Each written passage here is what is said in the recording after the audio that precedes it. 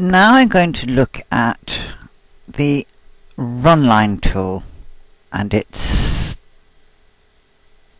1, 2, 3. No, I got that wrong. 1, 2, 3, 4, 5, 6, 7 icons down from below the hand. Okay, and it looks like the fill tool, except it doesn't have a grey filling. It's empty. And on the right hand side here you will see you've got a width 2 millimeters. That's the length of your stitch, not the width of it, it's the length of it. Then you've got sketch or mirror sides, sketch, sample, single stitch, and of course in here you have all the possible stitches that you can use. So we'll close that up, and then you've got minimum length, which only applies to this, 0.7 millimeters. Don't go below that. A standard machine needle is 0.9 millimeters diameter. So if you go below 7, you're going to be piercing the same stitch over and over and over again. Maximum length is 2 millimeters. You can increase that. I generally leave it around 7 or 8, and you can increase the maximum length. But don't go too long. If you go too long, you cause pulling problems, because you're pulling the stitch at each end, because the old bobbin thread is having to stretch underneath. Then down here you've got satin stitch, applique and border. I don't use the border, and I never do an automatic applique. Always do my own. Satin stitches, yes, I do use. So we'll start off looking at plain run stitch. Now, plain run stitch gets forgotten, and it's a great mistake.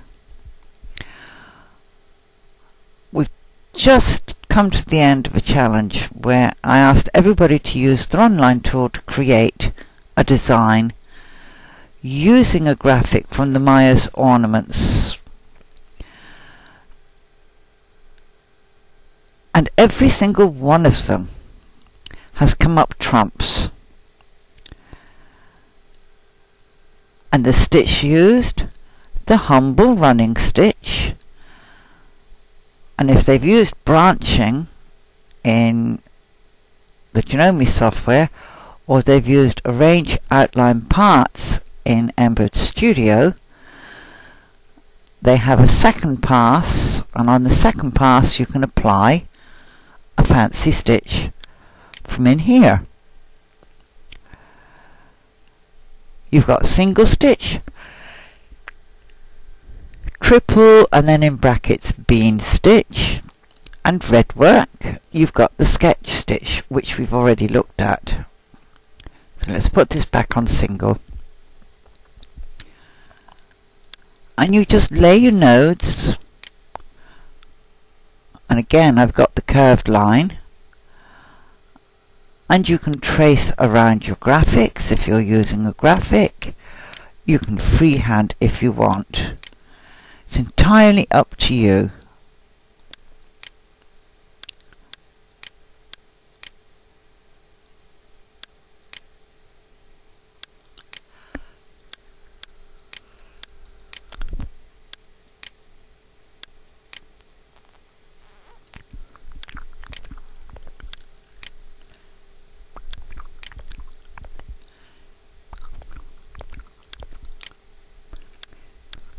So we'll make a little shape.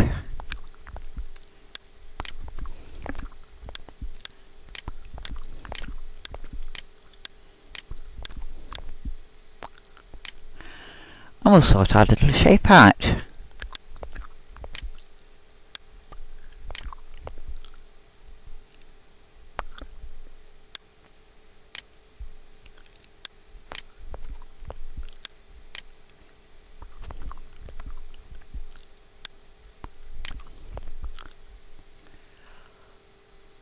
Oh, excuse me. Feeling a little bit tired.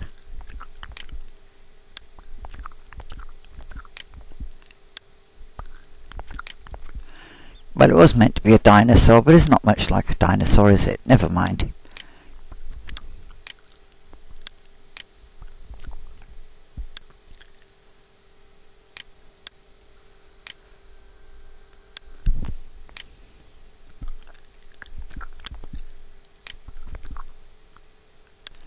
I'm afraid my grandson would be most upset with me.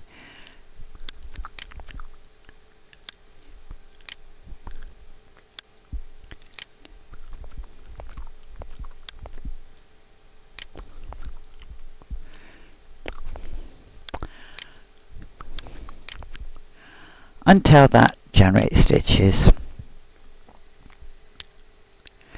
We look at it in 3D, and there it is.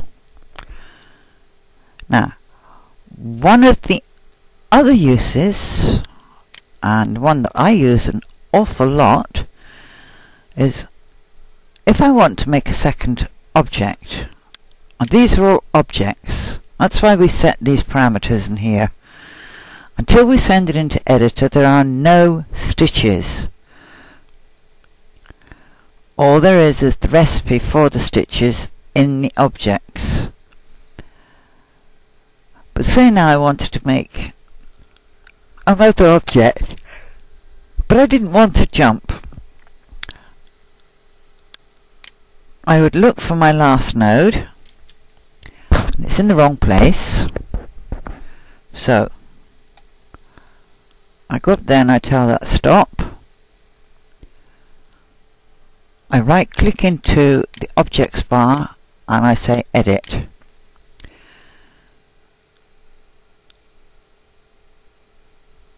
I'm going to put a start and end point down here. Place start point here.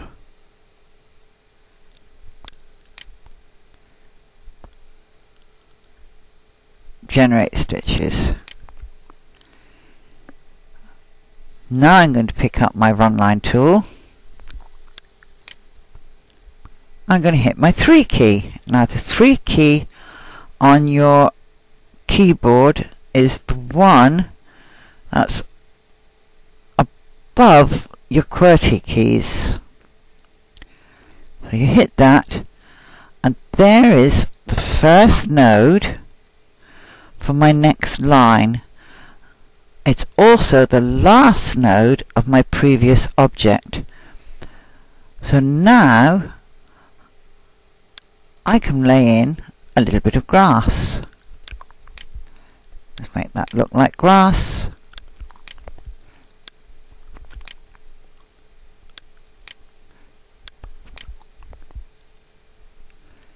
And just travel along and make a little bit of a foreground here.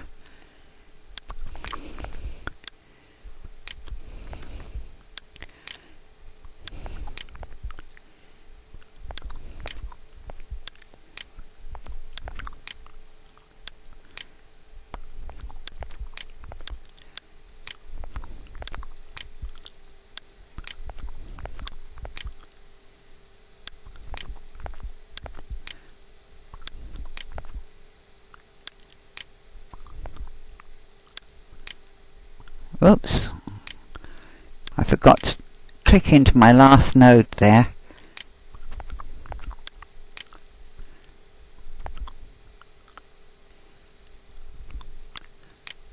And then just close that line up there. And we'll bring that out over there.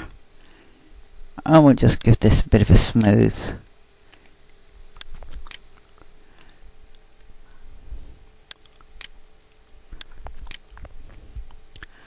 until that generates stitches. Now, had I not used my numeral 3 key and pre-moved my node, I might have had a small jump there, and on my machine, my big one, that would have activated the scissors, and I'd have been a teeny bit upset because it makes 3 or 4 stitches just there and another 3 or 4 stitches still in the same spot to start the next line. So this in effect is a travel line, but it's a manual user travel line, and that's me, not the program, because the program does have a tool for creating connections. But if I had left the last node up there and then said create connections, it would have taken the shortest route down to here. I would have had to inserted a whole pile of nodes and done a travel line around the body, giving it a double weight down to this point, which would have left the rest of the body as a single weight, because it's only one pass of thread, and I didn't really want that. So I do all my own travelling.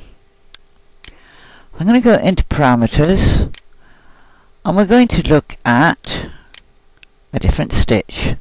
We'll take needles, apply, and there's a nice spiky finish to stand my little dinosaur in. Generate, thank you. Click off that, and we'll colour the spiky ground green, and we'll leave him as he is. Now, I'm going to click onto that, and I'm going to go up into Convert. Create fill from outline. There we go. I'm now going to go into here, and I'm going to say parameters, density 4.5, tell that OK, fill, and give him, I don't know,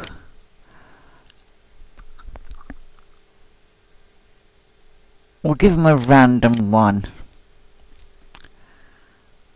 and tell him generate stitches, and look at him in 3D. There you are. One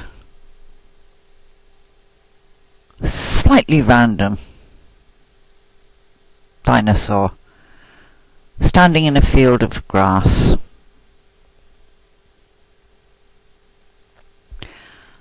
And it all came about from the single run line. Okay, that's it for this video.